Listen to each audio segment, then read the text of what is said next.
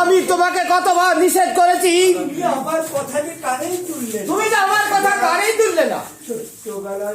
ছোট্টবেলায় যখন তোমার মা আমার কাছে রেখে পরে চলে যায়, তখন আমাকে বলে গেল, ওগো আমার এই সন্তান থাকলো তুমি ওকে মানুষের মতো মানুষ করো।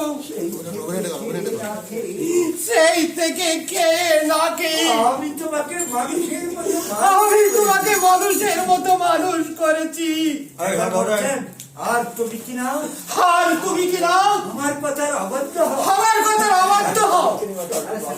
চলো বাবা। আমি তো ভালোবেসে কোনো অন্যায় করি না আব্বা।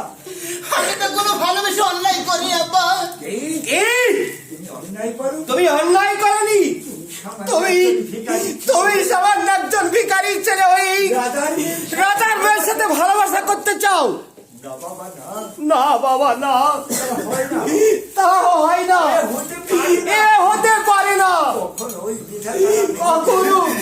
কখনো ওই বিধাতা মেনে নেবে না রে বাবা, কখনো ওই বিধাতা মেনে নেবে না।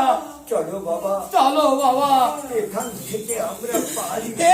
থেকে আমরা পালিয়ে যাই।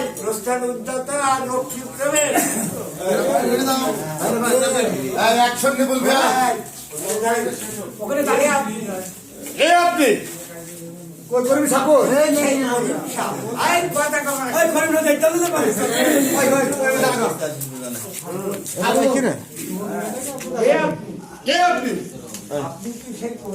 আপনি কি সাইড করেন?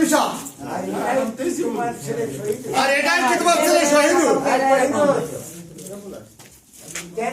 কেন কি হয়েছে রক্ষী? শাহজাদি বাদশার আদেশ, আপনি যদি শহীদুলের সাথে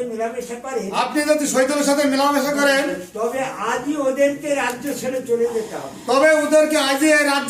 যেতে হবে।